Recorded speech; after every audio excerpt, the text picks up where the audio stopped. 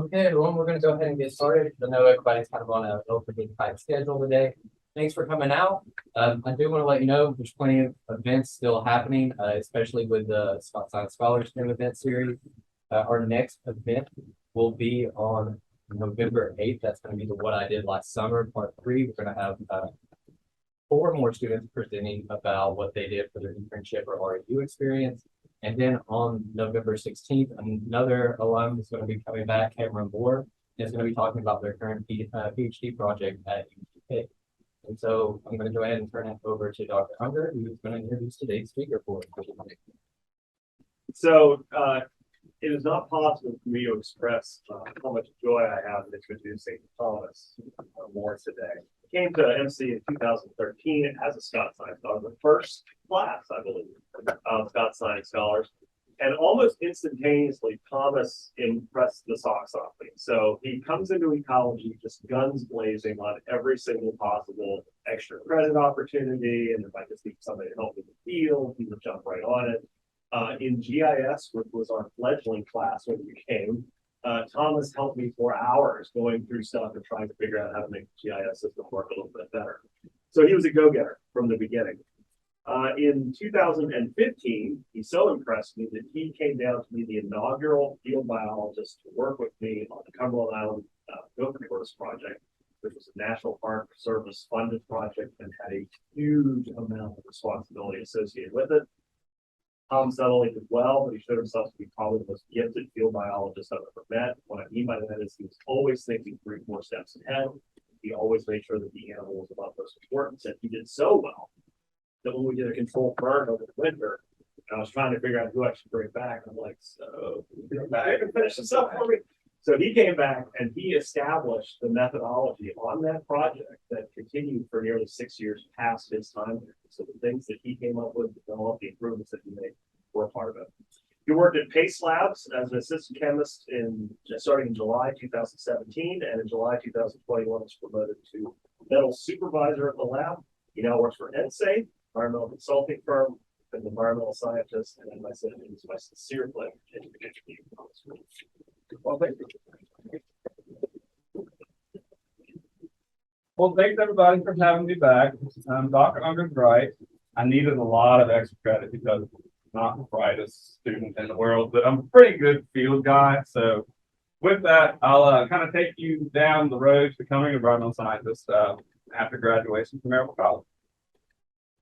So today, I'll talk a little bit about life before, during, and after Maryville, some of my career goals, the past and current jobs that I hold, lessons that I've learned. I'll do my best to explain some of the pictures along the way. This is definitely not a very scientific presentation, so if you have any questions, just let me know and I'll do my best to answer. So this picture here is a current job at a near store. They are a zinc mining company in Clarksville, Tennessee, and they are actually building a holding pond. And so if you see a little speck, that's me, way down in the pond. It's about 40 feet deep. And what we were doing here, me and another guy, Wade Merrick, that works for us, we were surveying the pond to do as-built. So we gave them plans. This contractor dug it out, and then we had to go back resurvey and see how well they hit their points and how well they built the pond. So that's just a picture of me running out, getting the frolic around in the field. So a little bit of background about me. I was born and raised in Mechanicsville, Virginia. Played baseball and golf. Grew up hunting and fishing. Loved to fish. Still love to fish to this day. And spent the majority of my time outside. Like I said, I worked on a farm, worked in a grocery store. It's not very often that I was indoors at all. And then, so when I was thinking about where I wanted to come to college, I was like, all right, so golf would be cool. I wasn't great at golf, but I was good enough to kind of play. And so I said, well, I'll come play golf at Maryville, and also got to be the first class of Scots Science Scholars group, which gave some who else a Scots Science Scholar, as y'all know. Gave a pretty good scholarship opportunity, so I decided to come on down here. And quite honestly, I didn't know if I was going to make it after the first semester. I decided to double major in biology and environmental studies with a minor in environmental science. Kind of took up all my practice time for golf. So it was either be good at golf, suck at school, or be decent at school, suck at golf. So I was like, well, I'm not going to play golf professionally and make a career out of it. So I decided school was it. So I started looking around, trying to figure out how I was going to make it through MC, what I was going to do. And wildlife research kind of caught my eye. I thought I wanted to be a pediatrician. That changed on day 2 of being here. Emily Pickett, who was one of my peer mentors, she was doing a senior study on salamander diversity at Kent Mockville, I think. Is that right? That's right. And so one night she was like, "You want to help me go find salamanders?" And I was like, "Sure, why?" She goes, "Oh, well, this is my senior study." And I was like, "People actually do this for a living." She's like, "Yeah, I'm the guy who's through being a pediatrician. There's plenty of other doctors in the world." So that kind of is what piqued my interest in environmental studies, environmental science. And then from there, we have bat houses on campus. Do we have bats? No. Okay. Well, we thought we might have bats at one point. So I started. Huh? Yeah. So Dr. Unger let me kind of do some, I wouldn't call it groundbreaking, but just like beginning research of these bat houses. We were taking temperature readings like 2 or 3 times a week, trying to figure out if these were going to be like sustainable habitats for them on campus. And that's kind of what started my role, started my interest as becoming an environmental scientist. So, like I said, double majored. I got to do tons of research opportunities, of which was gopher tortoise. So, top picture is not a gopher tortoise. That is a loggerhead sea turtle. While we were on Cumberland Island National Seashore in the summers of 15 and 16, we basically got to do what we wanted whenever we wanted. So if you ever get the chance to go to Cumberland Island, you'll go and you'll take a boat over because there's no roads. You have to ferry across, and then when you get there, there's no stores. There's nothing. We got to take a field vehicle. We got to ride around. We got to pretty much own the island, do what we wanted to do. Research the gopher tortoises. Hence the picture of a gopher tortoise with the GoPro. This guy was actually featured in Dr. Unger and Dr. Enns and Alex and myself were all also featured in a TV show. We have a Rock the Park TV show. Y'all should look it up on your break. Talking about our project that we did on Cumberland Island. And so we threw a GoPro on the endangered species. We go, why not? Right. And then let's see what else. The summer GIS class. I'll get to this on my next slide actually, but I love GIS. I hate technology, but I love GIS. So when Dr. Unger started the summer GIS class, I was like, hey, I'll come and take it. And this ended up actually being a lot of what my thesis work was on, was building maps of Cumberland Island, kind of plotting all of our research as we went. So the map on the top right, the national park didn't have a good GIS map of the boundary of the island. So I basically made a map for them. I think they still use it to this day. I'm sure the research project uses it to this day. Tons and tons and tons of hours sitting on a computer screen, but absolutely worth it. Like I said, a lot of GIS, a lot of presentations and conferences. This research took me to the Wildlife Society to present. It took me to 2 of the ACA presentations, Association of Southeastern Biologists. And anytime you get the opportunity to present research or even just go to conferences, I would highly suggest you go. It's a great networking opportunity. You meet a lot of people, but you also learn a lot about stuff that you didn't know, like things you didn't know existed, programs you didn't know existed, stuff like that. And on the bottom right is the picture of our field crew. In the center is Doug Hoffman. He's the biologist on Cumberland Island. He probably has the best job in the world. I think he's better than Unger at Doug's job, like absolutely, hands down. And then the 2 guys kind of off the center. They were the TV crew, the TV personalities we got work with. So all this to say, graduated Maryville, and I graduated on Sunday and started working at Third Rock Consultants literally the next day on Monday. We were doing this company is a very, very small environmental consulting firm, like maybe 18 to 20 people. They're based out of Lexington, Kentucky. And I worked part-time for them for 3 months in the summer of 2017 doing threatened and endangered bat surveys. So, lo and behold, did some bat research at Maryville, and that's what landed me my first job doing some bat work. And what we were doing, they had a contract with Tennessee's Department of Transportation anytime you had a road improvement project or a road widening project or something like that, you have to go through a series of, getting surveys done, getting different types of environmental impact type assessments done. And so this was the company that would do the bats. They would go and look for threatened endangered bat species. And what they were doing is we would put up mist nets within the scope of within the boundary of the scope of the project. And we would catch bats every night. And they'd come and take them out of the net. And if they were an endangered bat, so like gray bat, Indiana bat, stuff like that, they'd actually put little radio transmitters on them. And then we would track them back to their roost tree. And if their roost tree fell within the scope of the project, it literally the whole project became, or they would like have to kind of change or call an audible on what the project was going to do, all because of that. So if you think about how many other endangered species there are in the world, in the country, you can tell that every little animal is important. Every little thing is important. So got to do that with them, chasing bats around. It was kind of fun, actually. It was very odd working hours. So you wouldn't start working until like 8 o'clock at night, work till like 3 in the morning.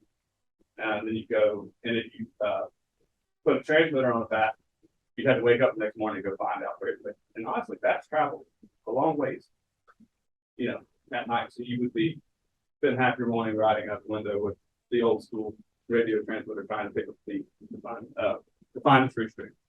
And then they also did a lot of stormwater monitoring in Lexington City. I got to go up there once to do that. And then they did some wetland delineations and wetland surveys that I wasn't a part of, but that's a lot of what they do. So pros and cons of that job, I was outside 100% of the time. Like I'd never stepped foot inside the office. And that was awesome for me. A lot of traveling. I traveled around all of Tennessee and Kentucky. Got to see places, like I said, didn't know existed. Got good food every time you travel. Even now when I travel, I always try to go to plug a hole of all places. Got good food, good people, stuff like that. I actually got trained to handle bats, so I can handle some bats. Can't handle all bats. I don't handle the endangered species bats, but I can handle that in there. If you've ever seen a bat like up close person, it looks just like a dog. It's just like the face of a dog. And so it's like you're holding a mini dog in your hand. Now, it's pretty cool. And then working at night around streets and stuff, you see a lot of snakes, a lot of amphibians, a lot of frogs, things like that. So just if you like being outdoors and like animals, like getting outside, like this was definitely a cool job. Cons, away from home, I would just meet them. I was living in Nashville and they were based in Kentucky. So I would just meet them wherever they were going that week. So one week we might be in East Tennessee, the next week we might be in Memphis. So we would travel around and do that. And then, like I said, odd working hours, but once you do it for a while, you get used to it. And so the only reason I left there, so that was part-time. And because they were so small, they didn't have enough work carrying over to fall because you bat mist that season goes from like May to about August. After August, that type of work stopped. So I needed something more full-time. And I thought that, I could go to the environmental science lab and work in the biology lab, and that didn't happen. I worked in the chemistry lab, which Dr. Gibson knows is absolutely hilarious. That was awful at chemistry. Was never very good at it, but I was pretty decent at the lab, so I decided to go work for Space Analytical in their metals department. So I've got a short video that kind of explains what Space Analytical is like, and we'll talk a little bit about PACE and what I did there. I don't know if you can see that. Sorry.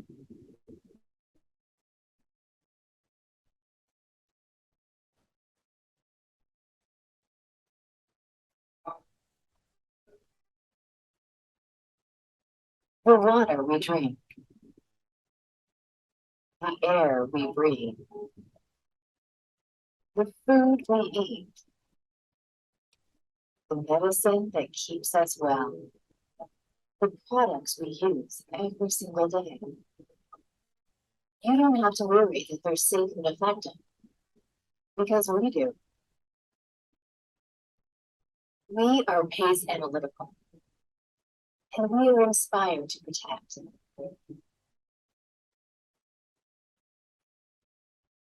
We started with just 2 people and a promise: to protect our environment and improve our health.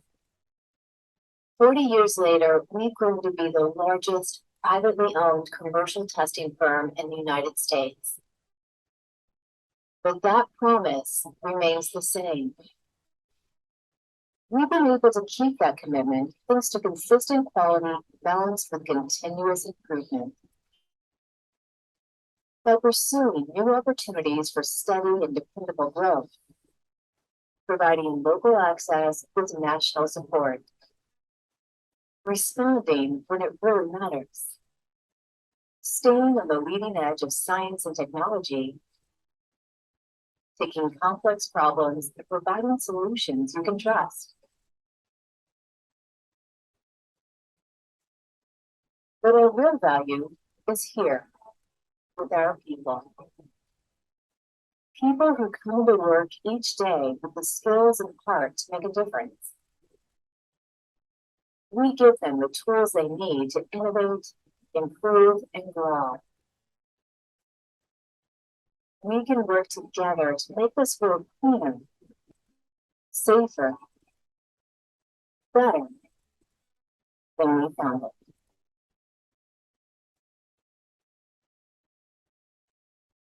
Okay, so that's Pace's little like introduction video as to who they are and what they do. So, like I said, they're very large environmental science lab. They also have life science labs as well. So they do like pharmaceutical stuff, things like that. So labs include metals, wet chemistry, volatiles, semi-volatiles, radiochemistry, air lab, biology lab. Like this location in Mount Juliet in Tennessee, out just outside of Nashville, and they do every environmental analysis in that. They're accredited in every state, so it's Pace Analytical like national lab. They're a large network. They're headquartered out of Minneapolis. But so I worked in that lab. I started in the metals lab, stayed in the metals lab. I kind of I don't want to say I get stuck, but just kind of found home there. So I started out working in the TCLP lab, so that's toxicity characteristic leaching procedure. So does anybody here have the environmental, or anybody junior or senior? Have you had Dr. Gorman's environmental policy or environmental? You have? Okay, so you know how he talks about like I had looked at them. But anyway, he goes through like all of your Clean Water Acts and all your CERCLAs and all of those. Yes, that exactly. So this is part of the Clean Water Act, part of a lot of different things. It simulates how waste breaks down over time in a landfill. So anytime there's any, somebody wants to go and build a subdivision, they want to cut a bunch of trees out, move a bunch of dirt or whatnot, part of an environmental site assessment or like a phase 1 assessment is you have to characterize what you have, especially if you're taking it from a site and putting it somewhere else, or for industrial waste or anything like that. It has to go through this procedure. So it simulates how waste break down over time in a landfill. Necessary because you don't want to be putting something that's hazardous in a non-hazardous landfill or vice versa. But there's cost involved, there's money involved, there's a lot more to just, oh, I'm going to build an industry complex here and not worry about it. That's what they were doing pre-1960 before the big environmental movement happened. And then once the environmental movement happened, people really started caring about what was going on in the world. So a lot of people need to do it. This is what I started doing. This lab would run through probably 120 to 130 different samples a day. These samples could come from all over the place, from California to Puerto Rico to Maine. I mean, we would get samples from everywhere. We would take it. The procedure is basically you take 100 grams of dirt, put a certain type of bleaching fluid on top of it, and it would sit in the tumbler. So the middle left picture, it would flip over time for 24 hours, flip, flip, flip. And then you would filter it off, and then it would go to metals lab for metals analysis, all the other labs for different types of analysis. So, RECRA, you heard of RECRA?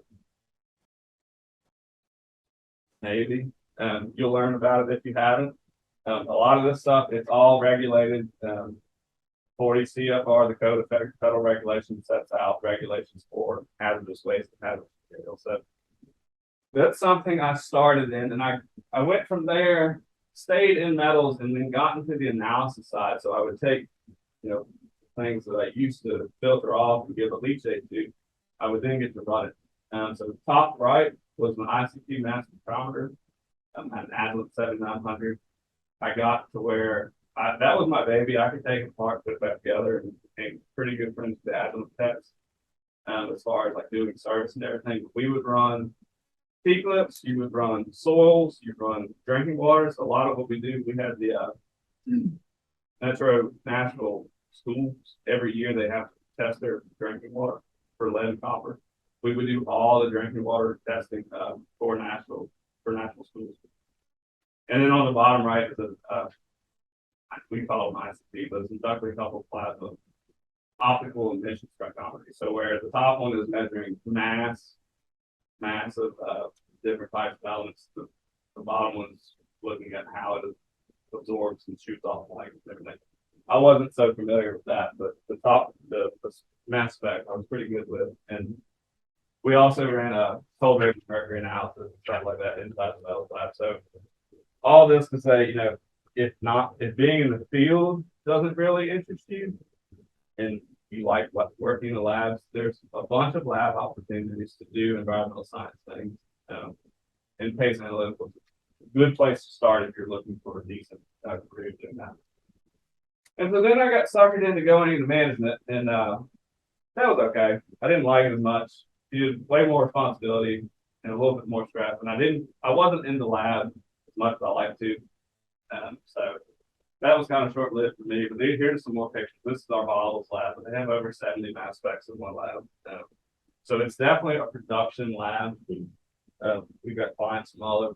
They had clients from all over the country, and we were just helping them. And so here's a map of PACE's network. So every green dot is somewhere that they have a lab. So if you think you might be interested in that, you can go on their website and maybe find you a place you might want to consider working. They also do internships. If you're in an area close to a lab, every summer they typically do bring on interns. They typically start March, April. Kind of thinking about that. So some pros of that, of course, networking, meeting vendors and clients and things of that nature. That actually PACE is actually how I found the job I work for now. Every sample that comes in has their client label on it, and I would always look to see who's sending us this, where they're located. Because ultimately, being in a lab was not something I really wanted to be in 5 years. It just kind of happened. I always wanted to get back in the field, but also kind of getting the laboratory background. I'll talk about this. What I do now is we send samples to that lab all the time. So kind of knowing what happens to your samples, knowing what needs to be done to them before you send them off and stuff like that. And it teaches you to work as a team. There was 28 people just in the metals lab. On that campus in Mount Juliet, there's probably over 450 people that work there across all the labs. And they run 24/7 freezes and stuff.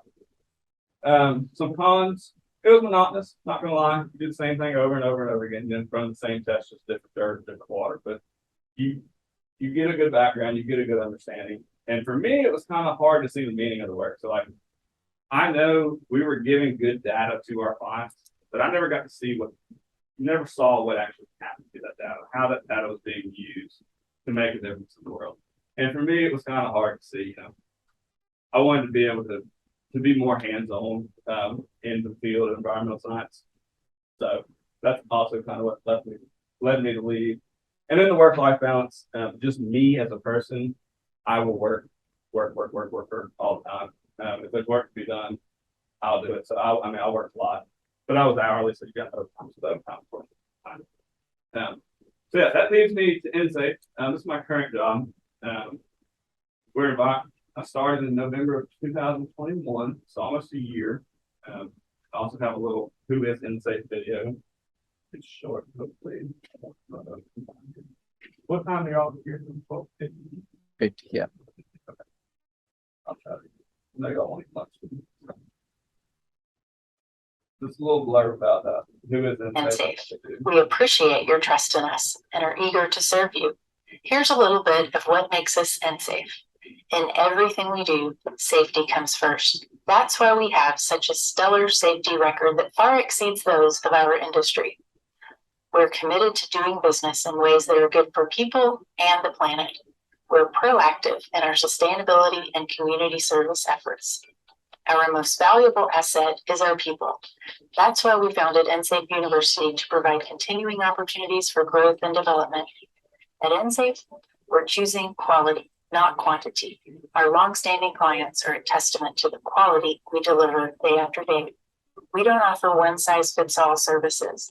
We think, question, learn, listen, understand, and then design custom solutions that are smart, nimble, and strategic.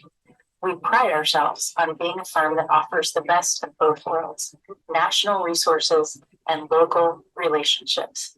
We can't walk a mile in your shoes, but we can sure try to make that road smoother for you when it comes to environmental, health, and safety concerns. Your to-do list is full.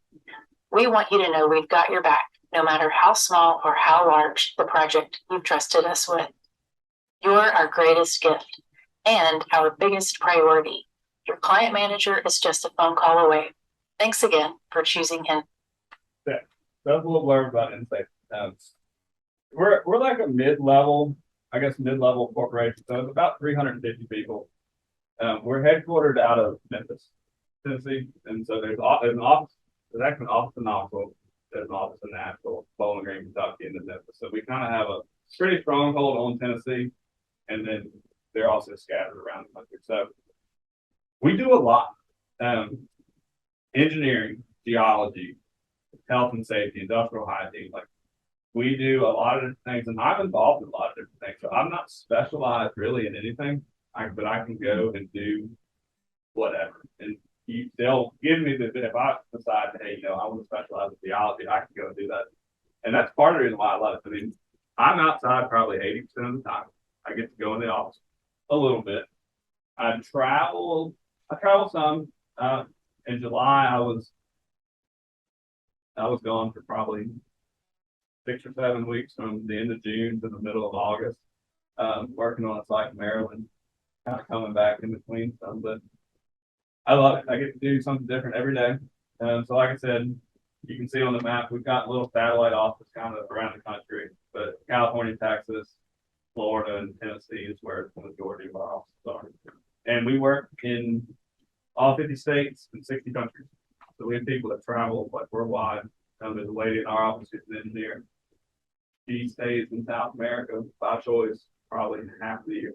She loves it, what she does. And so, who do we hire? What do we do? So, like I said, geological services, engineering, industrial hygiene, health and safety. And on the right is a list of people that we hire, or people that work for us. So you have biologists and chemists. Like I said, I have a degree in biology and environmental studies. So technically, I'm an environmental scientist, for instance. Hazardous materials managers, industrial hygienists, safety professionals, and safety is something that I never really thought about. To be quite honest with you, like in college and going through, different programs, like health and safety is a big deal, and it's something that we take very seriously at EnSafe. So, if that interests you, you can do that. With professional engineers, geologists, wetland specialists. There's a guy in our Knoxville office, Jimmy Grove. The only thing he does is wetland delineation. He travels around the country doing wetland delineation. He's got pretty sweet gig too, just walking around. So move on. So here's some examples, and now I'm really going to pretty much explain pictures. So the picture on the top right, this was a big geological and engineering project that was in Maryland. So this site is a 17-acre metal recycling plant. So they take cold crush cars, refrigerators, you name it. If it's metal, it comes in, they dump it in this big pile, send it through tons and tons of shredders and take out every ounce of metal that they can take out. And what you're left with is what they call ASR. It's kind of fine PCBs. A lot of PCBs in ASR. So like a lot of fluff type material from inside, airbags, car seats, car cushions, and things like that. So their problem was, you can see the trees in the background, that's a creek, and on the other side of the creek is where their big pile of fluff is. And what they used to do was transport all of their different types of threaded material from one side of the creek in these big roll-off dump trucks across the creek and then onto this side. And what they were seeing was they had a lot of surface contamination going into the street. And we were trying to think of ideas of how to fix it. So we kind of helped them brainstorm this idea that now they've cut out all of their rollback dump trucks. They don't use the trucks at all anymore. They now have this big hopper with a conveyor that's in a 10-foot tube. And all these conveyor belts, all the glue that you see are enclosed now too. So they don't have to taxi material back and forth across the creek. They just take a big front end loader, shove it in, and the conveyors take it to wherever they need to go. We also installed 14 groundwater monitoring wells, so we can do groundwater analysis and things like that. So that was the big project in Maryland that kept me up there for 7 weeks of summer. The bottom left, the drums and everything you see, we did a project on Arnold Air Force Base. So who's familiar with PFAS? PFAS? Anybody? And you are. It's like the new and biggest environmental contaminant. And so it's being always, the regulations are always changing. And for EnSafe, it's fairly new. So what we did a remedial investigation down at Arnold Air Force Base in Tullahoma, Tennessee, and we installed 61 wells across the air base. And when you install a well, you bring out a bunch of dirt from the ground, a bunch of water, a bunch of sludge. It's called IDW, so it's investigation derived waste. And that has to be treated before, and you have to do something with it. You can't just leave it sit around. And so what we were doing, if you can see the totes in the background, so that tote there, it's kind of brown and dirty. That's what the water was starting with, and we tested all the water before we run it through this filtration process, and it was reading like 1,000 PPT PFAS, which is high. At the time, the regulatory standard was 70 PPT. So we subcontracted out to Clean Harvest to filter the water for us, basically clean it up. And so that's what this setup is here. So that we would pump water out of the totes. It would run through a 3-stage carbon filtration system. So each drum has like 250 pounds of carbon pellets in it. And we go from drum to drum to drum. And then we pump it back out to clean totes, and the tote closest to you, it looks like drinking water. It's not clean. And so long as it was under 70, we could then discharge it into the Air Force's. They have a large pond where they do all their water treatments and everything.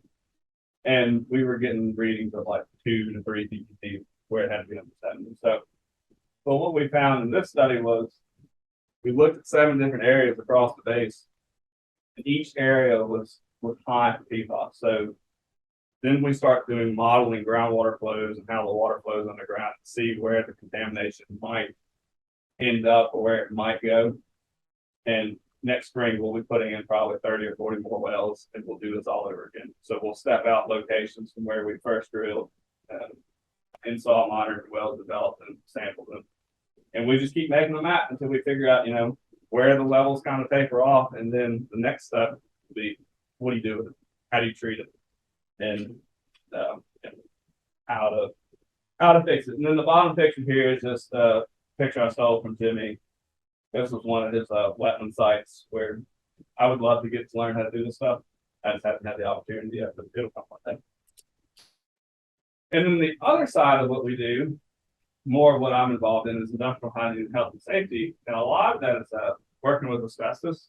So back in 40s, 50s, 60s, a lot of processes, a lot of industrial things were built with asbestos containing materials. So when that comes down or when it starts to deteriorate over time, it causes asbestosis, mesothelioma, and stuff like that.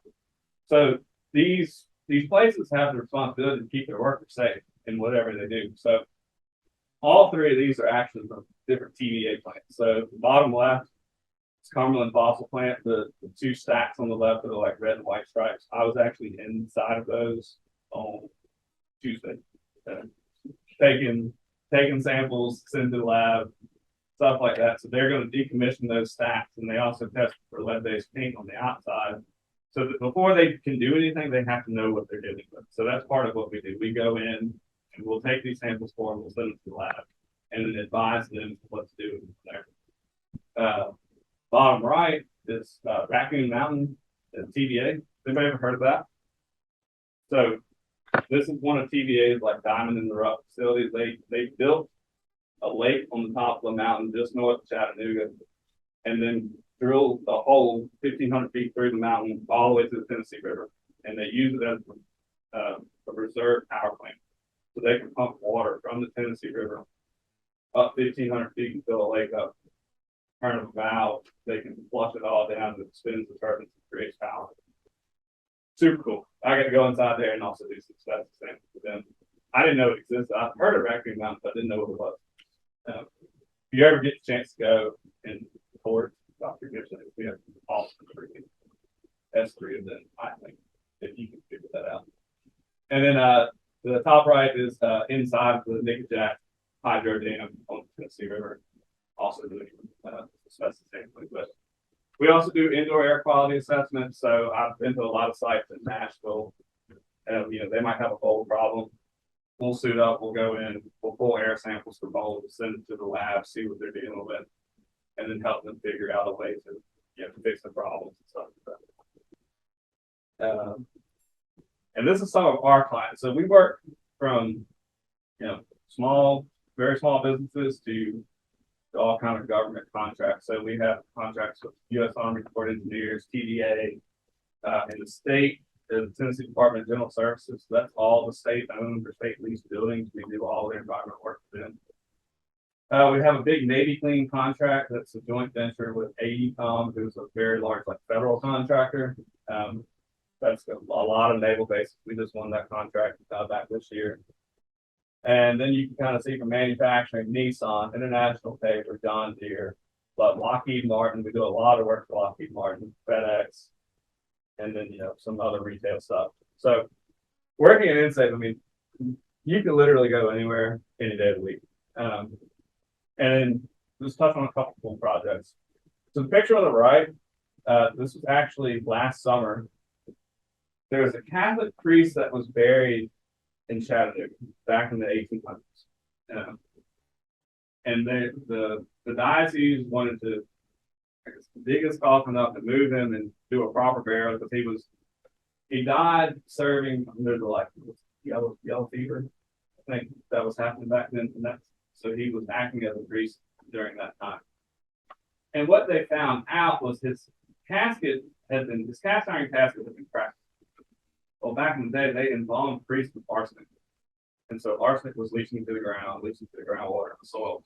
So they called EnSafe, and the next day, 3 of our people from Knoxville were down there, suited up in Class C hazmat and stuff to figure out what to do the cleanup, transfer the remains of the priest into a new casket and everything, and then figure out how to dispose of it properly. So that was a pretty cool project. I would have loved to have been there. I hadn't started EnSafe yet, but one of the people in this picture, Deb Halcrow, she actually went to Maryville.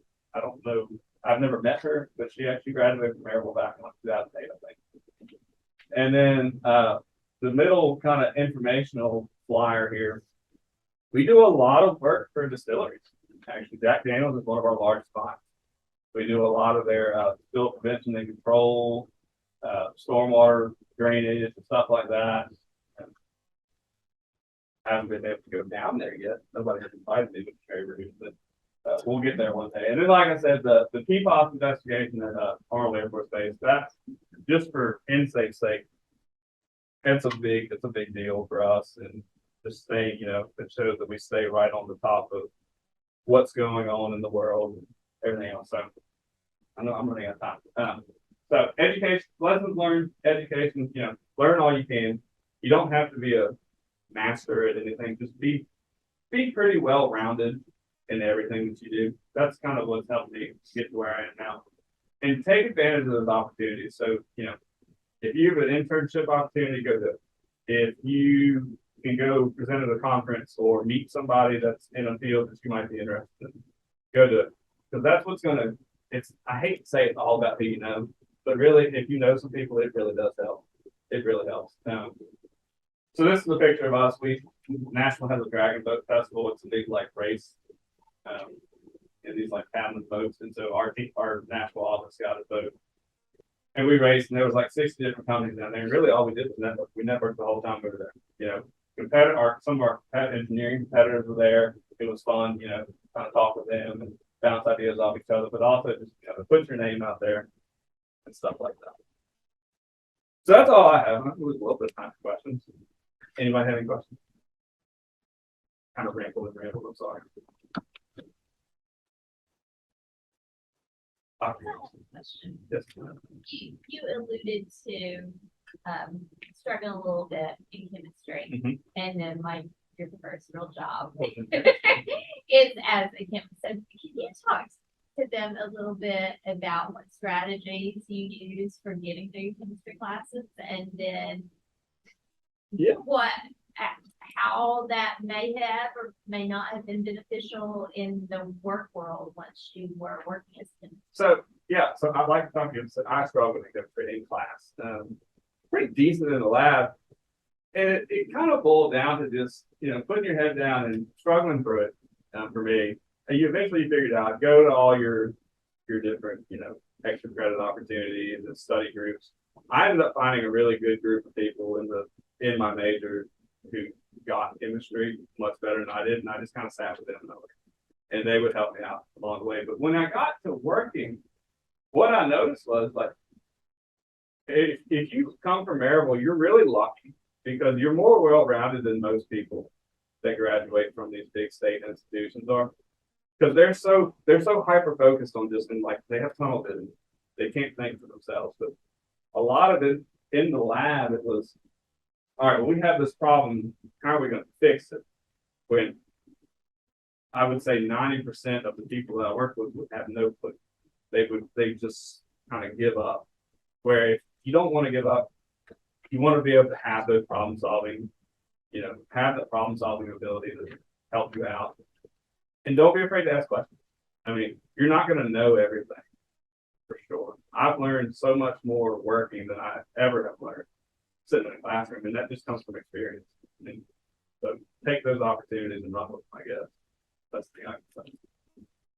Just You brought up a few courses that you took over the course of going to Maryville. Do you feel like any course you took here was particularly beneficial to your career once you got into Thomas, could you repeat the question? Yeah, so beneficial courses that I took at Maryville that have helped me throughout my career.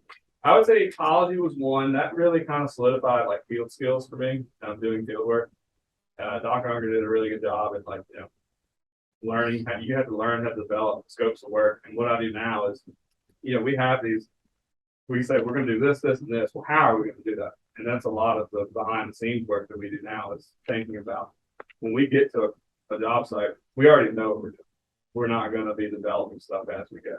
So ecology was one, and then that environmental policy course with Dr. Gorman, that was another one. But what I do now, that's half of what we do is compliance related, is working with governments and small municipalities and stuff like that. So being able to speak the policy side, but also know the science side is a big deal.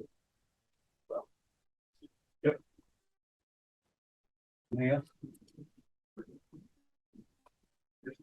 you mentioned a couple of things that you did over this summer, but do you have any recommendations or anything for what students focus on?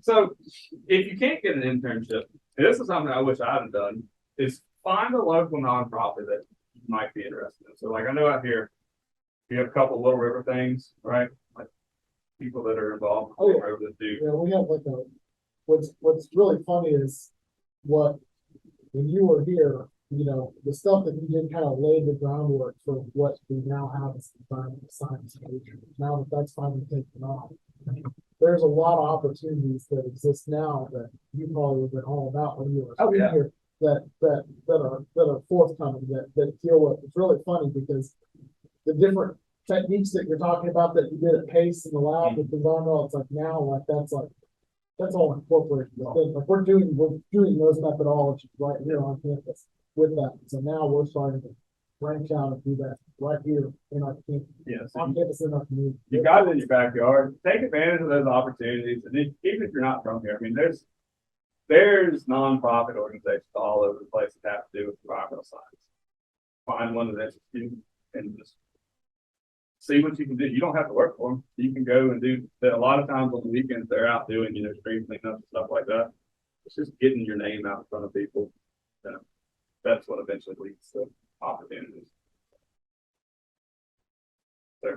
Seems like a lot of like your work here at Maryville and your early jobs for this spot were like hands-on life experience versus I grow up like same in the direction of the see that or should be like the change like your passion or is that how like opportunities No, when I left the lab, I told them I was going to as close to a dream job as I could get. So the wildlife for me, wildlife's a hard field to get into. I'm not gonna lie.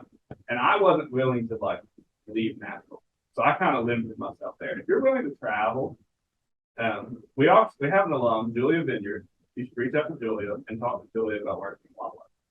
She's traveling all over the country doing crazy, awesome, cool stuff. I just didn't want to, go live in Colorado for 6 months and pack up and live in Montana for the next 6 months. That just wasn't my agenda. I applied for a lot of wildlife jobs, CWRA and stuff like that. And what I found was they were hiring people who had 5 to 10 years of experience in wildlife work or also had, masters in wildlife fishery sciences, and I just didn't have them. I got to, final 3 interviews 2 or 3 times. And would the opportunity arise to do wildlife work? Oh, I'd absolutely jump back on it. But I love this thing. Really, for me, it's just not being stuck inside. If I can work outside, that's cool for me. And we do some wildlife stuff. EnSafe does some bat work. We get asked to do bat work all the time, but nobody wants to do it. So hopefully in the future, I'll be able to do it. Could I ask you about your experience and maybe give the current students some advice on how to work with full-time scientists while being a scientist in training? So like your experience in undergrad, like how did you work with people who are true professionals while also, still feeling confident giving your opinion or, asking questions? Like how did you approach all of that? Well, I feel like part of it has to do with, finding a good place to work. So EnSafe they're a very encouraging company. Like I'm well aware I'm not the smartest person in the room when it comes to any of this stuff when I'm in a group of people, but a lot of it is kind of just gaining people's trust, like making yourselves, even if you don't know 100% what you're doing, if you can give 1 or 2 solid points or 1 or 2, if you're in the field with somebody, and that's kind of how I've grown in the short time I've been there. Every time I was in the field with someone, help them. Don't be afraid to, step in and say, hey, why are we doing this? If you don't know why you're doing something, you're never going to learn. So to me, it's just be involved. Don't be afraid. Don't be afraid to make yourself look silly, because you're never going to know it. Like, be humble, but be able to ask those questions and just try to figure it out. There's so much to learn for me. I mean, I learn something new every day still, so never stop learning. That's the big thing. And have a little bit of confidence. You graduated from Maryville. You're smart. I promise you, you're smart. People don't graduate from here that aren't smart. Do we have any other questions? No, I have something I have to say that. I think so highly of Thomas. So Thomas was in our first class, the Scots Science Scholars, and then he was among that class, the first group, one of the first to get selected as a peer mentor. You were a peer mentor 2 years, twice, right? And Thomas is kind of the standard for peer mentors. And so in every year when we select our standard, we say, who will be the Thomas? We still do this every year. Who's going to be the Thomas? Because you're nice to work with. You're hardworking. And you figure out whatever, what you said, that problem solving, like it didn't matter if whether you had the knowledge, didn't have the knowledge, you would sit and figure it out and make it happen. And so we have always appreciated that. You've clearly left such a legacy here. And so we thank you for the work that you did. And I just encourage you guys all, be like Thomas. Be Thomas. Be smarter than me in the classroom. But other than that, you'll be okay. Hey, there's all kinds of different intelligence.